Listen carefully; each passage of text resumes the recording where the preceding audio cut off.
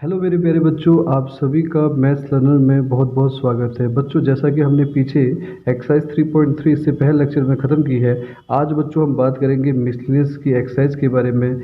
बच्चों मैं आपको बता दूं कि यहाँ पर देखो, पहला क्वेश्चन ये यहाँ से स्टार्ट हो रहा है, इफ़ ए एंड बी, जो कि आपको पता है अगर जिस बच्चे के पास पुरानी बुक है उस बच्चे का ये क्वेश्चन नंबर 4 है, और जिन बच्चों के पास न्यू एडिशन की बुक है उन बच्चों का क्वेश्चन नंबर फर्स्ट होगा। तो बुक में कोई आवश्यकता नहीं है कि आपके पास पुरानी बुक है चाहे आप नई बुक है, आप न्यू एडिशन के बेस पर या नए सिलेबस के बेस पे बच्चों हम आज इस मिसलेनियस की एक्सरसाइज की चर्चा करते हैं। तो बच्चों पहला सवाल आपको दे रखा है, फर्स्ट वाला। इसके अंदर देखिए, if A and B are symmetric matrices prove that A B minus B A is a skew symmetric matrix. तो बच्चों आपको बोला गया है ए और बी मेरे बच्चों आपको पता है सिमेट्रिक मैट्रिसेस है, और प्रूव करना है ए बी माइनस बी ए बच्चों क्या है कि स्क्यू सिमेट्रिक मैट्रिक्स है। तो देखिए बच्चों, ए और बी अगर सिमेट्रिक मैट्रिक्स होगा बच्चों तो आपको पता है कि ए का जो ट्रांसपोज है मेरे बच्चों वो ए होता है, और बी भी अगर एक सिमेट्रिक मैट्रिक्स है बच्चों तो बी का ट्रांसपोज बच्चों बी होता है। जैसे मैंने आपको बताया था, अगर यही ए और बी स्क्यू सिमेट्रिक होता बच्चों तो यहाँ पर माइनस ए और यहाँ माइनस बी आता। तो चलिए बच्चों सवाल में देखते हैं कि ए बी माइनस बी ए को हमें दिखाना है स्क्यू सिमेट्रिक मैट्रिक्स। तो मैंने कहा था चाहे वो सिमेट्रिक पूछे चाहे वो स्क्यू सिमेट्रिक पूछे, बिना ट्रांसपोज के हम नहीं बता सकते हैं। तो हम क्या करते हैं, ए बी माइनस बी ए का बच्चों ट्रांसपोज करते हैं। तो इसका अगर हम रूल देखें तो हमने क्या किया, ए बी का होल ट्रांसपोज माइनस बच्चों बी ए का होल ट्रांसपोज। सब बच्चों को पता है एडिशन सब्ट्रैक्शन मल्टीप्लिकेशन की जो हमने प्रॉपर्टीज़ पीछे पढ़ी थी उन्हीं प्रॉपर्टीज़ का हम इस्तेमाल कर रहे हैं। तो आपको पता है बच्चों कि यहाँ पर जब हम ए बी का ट्रांसपोज खोलेंगे तो आपको पता है बी ट्रांसपोज और ए ट्रांसपोज, ये मैंने आपको मल्टीप्लाई में सिखाया था। इसी प्रकार से बच्चों जब बी ए का ट्रांसपोज होता है वो होता है ए ट्रांसपोज और बी ट्रांसपोज। तो बी ट्रांसपोज मेरे बच्चों आपको पता है कि बी ट्रांसपोज सिमेट्रिक मैट्रिक्स है तो बी ट्रांसपोज बी होगा, ये देखिए, और ए ट्रांसपोज बच्चों ए है, ये देखिए। इसी प्रकार से बच्चों ए ट्रांसपोज आपका ए होगा और बी ट्रांसपोज आपका बी मिलेगा। अगर बच्चों स्क्यू सिमेट्रिक मैट्रिक्स है ये प्रूव करना है तो आपको पता है वापस इसको A B minus B A बनाने के लिए आप देखिए ये A B minus B A है और ये बच्चों B A minus A B है, तो इसमें से हमें नेगेटिव का साइन बाहर लेना पड़ेगा, तब जाके ये अपने आप को दोबारा से रिपीट करेगा। तो हमको यहाँ पर चलता है बच्चों A B minus B A का होल ट्रांसपोज इक्वल्स टू हो गया negative A B minus B A का whole A B minus B A हमारा आ गया है। तो बच्चों इससे क्या चलता है पता, इससे चलता है कि ए बी माइनस बी ए क्या है कि स्क्यू सिमेट्रिक मैट्रिक्स है। ये हमने बच्चों क्या कर दिया, प्रूव कर दिया। तो सभी बच्चों को पहला क्वेश्चन समझ में आ गया होगा। दूसरे क्वेश्चन की बात हम करते हैं बच्चों, आपसे बोला गया है so that the matrix B transpose A B is symmetric और skew symmetric according as A symmetric और स्क्यू सिमेट्रिक। क्या बच्चों क्या बोल रहा है कि आपको शो करना है कि ये सिमेट्रिक और स्क्यू सिमेट्रिक होता है, किसके अकॉर्डिंग होता है बच्चों, अगर ए आपका सिमेट्रिक है तो ये भी सिमेट्रिक होता है, ए बच्चों आपका स्क्यू सिमेट्रिक है तो ये भी आपका स्क्यू सिमेट्रिक होगा।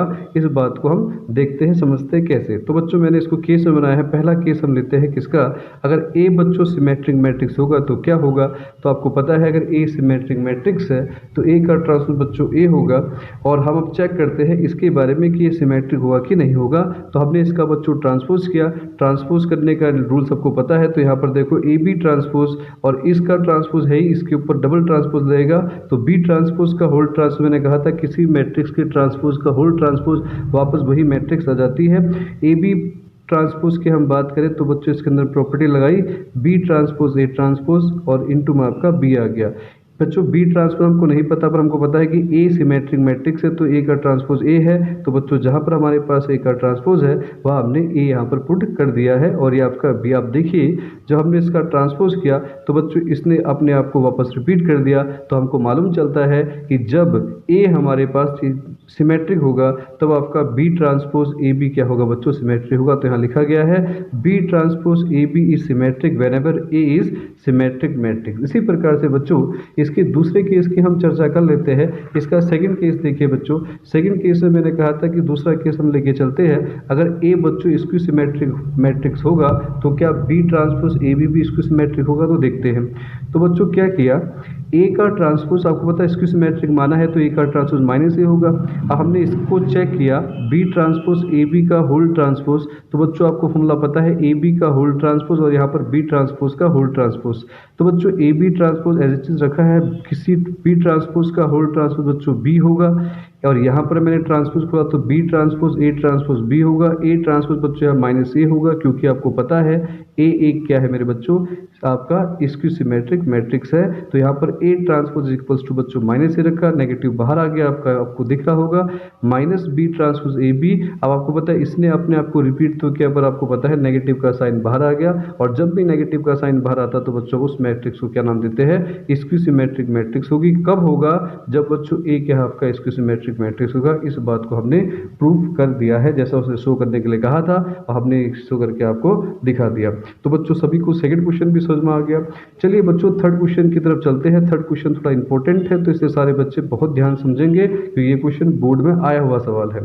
तो बच्चों देखिए तीसरा क्वेश्चन कहता है find the values of x Y z if matrix A आपको दे रखा बच्चों, ये एक मैट्रिक्स बना के दे रखी है और आपको बोलता है कि ये सेटिस्फाई कर रही है equation A transpose into equals to I को क्या कर रही है बच्चों, सेटिस्फाई कर रही है। तो बच्चों क्या है, हम इस जो सेटिस्फाइंग इक्वेशन है इस इक्वेशन का यूज कर हम एक्स वाई जेड की वैल्यू को फाइंड करेंगे। तो बच्चों देखिए ए ट्रांसपोज आपको गिवन है, A transpose into A equals to I आप सभी बच्चों को दे रखा है, गिवन है।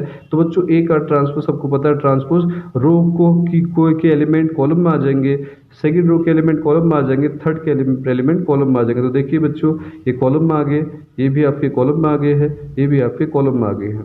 अब यहाँ पर आपको दिख रहा होगा कि आपके पास क्या है बच्चों, जो इंटू ए है ये रहा आपका इंटू ए और इक्वल्स टू आई। बच्चों आपको पता है 3/3 की यहाँ पर मैट्रिक्स का ऑर्डर दिया है ए का, तो आपका आई भी क्या होगा बच्चों, आपका 3/3 का होगा।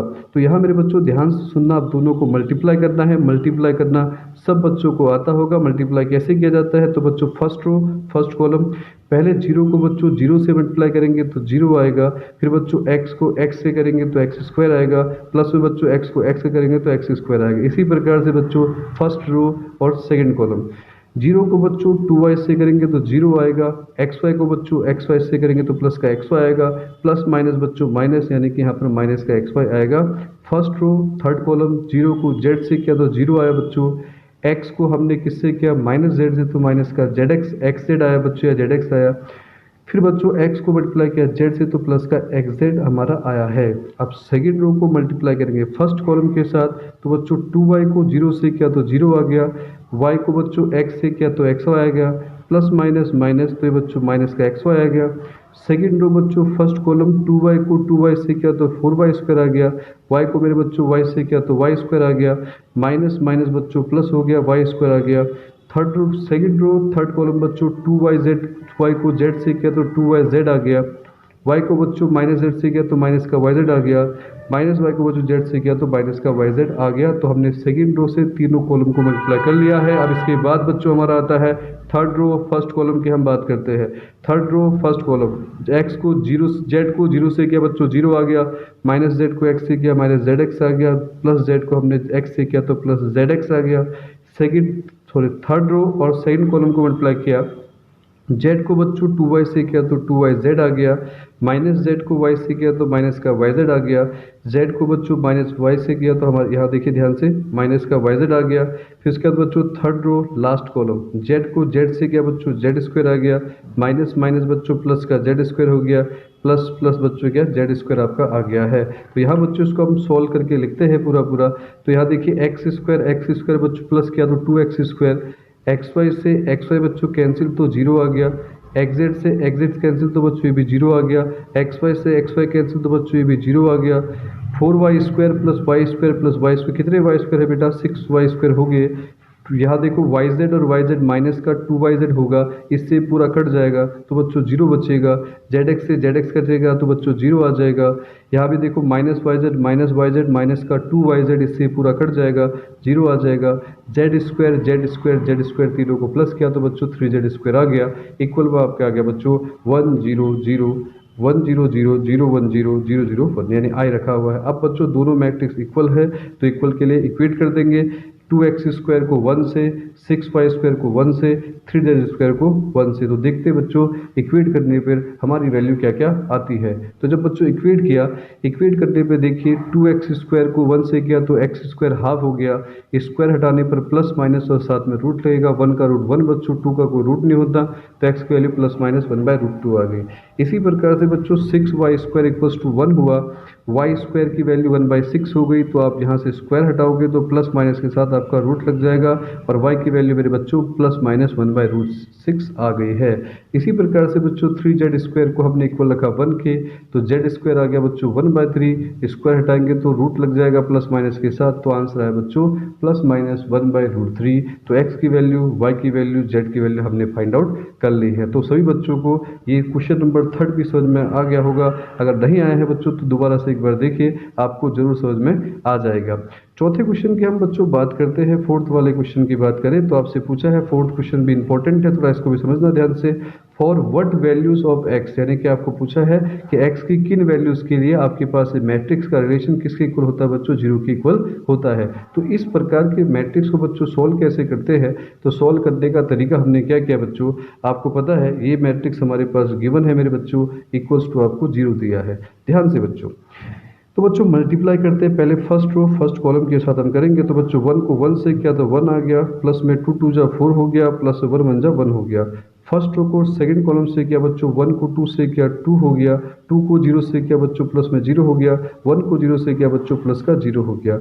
इसी प्रकार से बच्चों फर्स्ट रो को थर्ड कॉलम से मल्टीप्लाई किया, 1 को 0 से किया मेरे बच्चों 0 आ गया, 2 को 1 से किया प्लस में 2 आ गया, और 1 को बच्चों 2 से किया तो प्लस का 2 आ गया, और इधर हमारे पास है 0 2x हमारे पास है इक्वल्स टू बच्चों 0। अब इसको हमने किया 4 5 और 6 हो गया, या बच्चों 2 आया, 2 और 2 4 हो गया। ये आपकी मैट्रिक्स दे रखी है 0 2x इक्वल्स टू आपको बच्चों दे रखा है 0। तो बच्चों क्या है, यहाँ भी हम करते हैं फर्स्ट रो और फर्स्ट कॉलम। 6 को 0 से किया मेरे बच्चों 0 आ गया, 2 को 2 से किया बच्चों प्लस का 4 आ गया, 4 को बच्चों 4 से किया x से किया तो प्लस का 4x आ गया इक्वल्स टू बच्चों 0। तो 4 + 4x इक्वल्स टू 0 आया, 4 इधर प्लस में है मेरे बच्चों, इधर आके माइनस का हो जाएगा, तो 4 से 4 कैंसिल चलता है, x की वैल्यू -1 हो गई। तो बच्चों आपने क्वेश्चन नंबर 4 भी काफ़ी आसान तरीके से समझा। अब देखिए इसके बाद हम चलते हैं क्वेश्चन नंबर 5 की तरफ चलते हैं। तो क्वेश्चन नंबर 5 बच्चों हमें पूछा है मिसलेनियस का, ए आपको दे रखा बच्चों a इक्वल्स टू 3 1 -1 और 2 है मेरे बच्चों, आपको शो करना है। यही सवाल हम पीछे भी कर चुके हैं, आप सभी बच्चों को पता है। पहले हम ये हमें किसके इक्वल दिखाना बच्चों, 0 के इक्वल।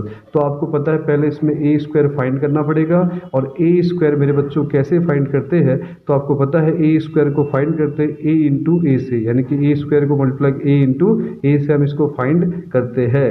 तो बच्चों ध्यान से a आपको गिवन है और यहाँ पर हम a इंटू ए करेंगे, तो आपको पता है फर्स्ट रो फर्स्ट कॉलम 3 3 जा 9 बच्चों, प्लस माइनस माइनस माइनस का 1 हो जाएगा। फर्स्ट रो बच्चों सेकंड कॉलम 3 1 जा 3 1 2 जा 2 आपने पता है 3 + 2 हो गया। Second row first column -3 plus minus -2, ये देखिए। उसके बाद सेकंड रो बच्चों सेकंड कॉलम -1 प्लस का 4 -1 प्लस का 4, 9 में से 1 लेस किया बच्चों 8 आ गया, 3 और प्लस 2 5 हो गया, माइनस माइनस माइनस का 5 हो गया, माइनस और प्लस बच्चों यानी कि 3 हो गया। ये आपका आया a² की वैल्यू। अब इसको बच्चों हम पुट करते हैं अपनी ऊपर जो इक्वेशन दे रखी है कंडीशन में, तो कंडीशन के हिसाब से बच्चों फिट किया, a² की वैल्यू फाइंड आउट कर रखी है तो यहाँ पुट कर दिया, माइनस का 5a प्लस का बच्चों 7a। तो यहाँ पर बच्चों देखिए 8 5 -5 और 3 है, यहाँ मल्टीप्लाई किया, 5 3 जा 15, 5 5 जा 5, 5 को -1 से किया तो -5, 5 बच्चों 2 से किया तो आपका 10 आ गया। यहाँ बच्चों ध्यान दो, हमने 7 को 1 से किया तो 7 आ गया, 7 को 0 से किया तो 0 आ गया, 7 को 0 से किया तो 0 आ गया, 7 को 1 से किया बच्चों तो 7 आ गया। अब यहाँ देखिए जब आप 15 में से 8 लेस करते हो साइन बड़े वाले का आता है बच्चों माइनस का 5, 5 में से 5 लेस होगा तो बच्चों 0 आ जाएगा, माइनस माइनस प्लस होगा तो प्लस का 5 और माइनस का 5 0 हो जाएगा, 10 में से बच्चों आप 3 लेस करोगे तो माइनस का 7 आ जाएगा, और प्लस में आपको ये आपके पास गिवन है। तो अब बच्चों देखिए माइनस का 7 प्लस का 7 0 हो गया, और 0 + 0 बच्चों 0 हो गया, 0 प्लस 0 बच्चों 0 हो गया, -7 प्लस 7 बच्चों 0 हो गया। तो आपको पता है ये पूरी एक नल मैट्रिक्स बन गई है। तो हमारा a² - 5a प्लस 7i किसके इक्वल मैंने बच्चों दिखा दिया, 0 के इक्वल दिखा दिया। तो क्वेश्चन नंबर 5 भी बच्चों आप लोगों को आसानी से समझ में आ गया है। अब इसी प्रकार से हम क्वेश्चन नंबर 6 की तरफ चलते हैं बच्चों, ध्यान से। क्वेश्चन नंबर 6 की बच्चों हम जब बात करते हैं, क्वेश्चन नंबर 6 में आपको दिखा रहा हूँ, जो कि अभी अगर आपके पास मैं आपको दिखाऊँ तो मेरे पास जो बुक है यहाँ बच्चों, ये आपके पास है पुराने एडिशन की। जो न्यू एडिशन में आपको क्वेश्चन नंबर 6 है, लेकिन पुराने एडिशन में बच्चों आपको क्वेश्चन नंबर 9 मिलेगा। ये आपको क्वेश्चन दिख रहा है, यही सवाल मैंने ये भी करा रखा है, तो आपको पता है किस प्रकार से सॉल्व करना है। एक्स है बच्चों, ये first row first column, first row second column, first row third column, और फिर जो आएगा उसको इसके साथ मल्टीप्लाई करके इक्वल 0 के इक्वल रखिए और एक्स की वैल्यू फाइंड आउट कीजिए। तो बच्चों ये सवाल आपको खुद सॉल्व करके दिखाना है, और अगर जिस बच्चे को नहीं आया वो बच्चा कमेंट करके हमसे ये सवाल पूछ सकता है। तो क्वेश्चन नंबर 10 की तरफ, सॉरी क्वेश्चन नंबर 7 की तरफ हम चलते हैं बच्चों। इसका क्वेश्चन नंबर 9 है, जो कि जो नई एडिशन है उसका 6 है, और यहाँ पर क्वेश्चन नंबर 10 देखिए इसका, लेकिन उस जो नया एडिशन है उसमें क्वेश्चन नंबर 7 है। तो कह रहा है बच्चों, एक मैन्युफैक्चरर है जो प्रोड्यूस करता है 3 प्रोडक्ट्स XYZ, यानी कि which he sells in 2 markets, annual sales are indicated below. वो कह रहा है कि क्या एक मैन्युफैक्चरर प्रोड्यूस कर रहा है 3 प्रकार के प्रोडक्ट को बच्चों प्रोड्यूस करता है, जो कि हमें सेल करना है 2 मार्केट में। तो मार्केट फर्स्ट है, मार्केट सेकंड है, प्रोडक्ट आपको दे रखे बच्चों। तो हम पहले इन प्रोडक्ट से एक मैट्रिक्स बना लेंगे बच्चों, जिसके पास 2 रो होंगे और 3 बच्चों कॉलम होंगे। तो यहाँ पर बच्चों मैंने आपको करके दिखा रखा है। उसके बाद उसने बोल रखा है कि इफ यूनिट सेल जो है प्राइसेस ऑफ XYZ 2.5 यानी ₹2.5, ₹1.5 और ₹1 के हिसाब से हम चल रहे हैं बच्चों। तो आपको बोला है कि टोटल रिवेन्यू निकालिए। तो हम क्या करेंगे बच्चों, एक मैट्रिक्स हमारी ये है और दूसरी मैट्रिक्स हम इससे बनाएंगे। तो बच्चों दूसरी मैट्रिक्स को हम यहाँ पर मैं आपको बता रहा हूँ, ध्यान देना। तो एक मैट्रिक्स जो फर्स्ट वाली है हमको गिवन है, दूसरी मैट्रिक्स बच्चों हमने बनाई है।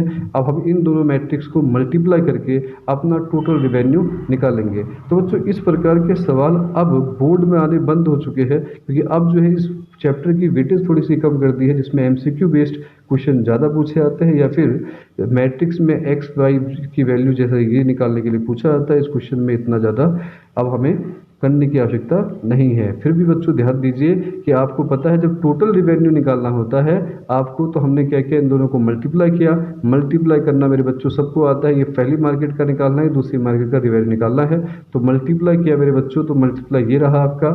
फिर सेकंड वाले को फर्स्ट से किया तो ये आ गया, और उसके बाद बच्चों इसको हमने क्या किया, प्लस किया। तो एक का आया 46,000, एक का आया बच्चों 53,000। तो आपका पहले वाली मार्केट का रिवेन्यू इतना बना है, दूसरी वाली मार्केट का रिवेन्यू बच्चों इतना बना है। इसी प्रकार से अब बच्चों हम क्या करते हैं, क्वेश्चन नंबर आपका 8 की तरफ चलते हैं, जो कि हमारे पास बहुत ज़्यादा इंपॉर्टेंट है, इसलिए आपको जरूर आना चाहिए। बच्चों हम जब 8 क्वेश्चन की बात कर लेते हैं, तो क्वेश्चन नंबर 8 में आपको क्या दिया है, यहाँ पर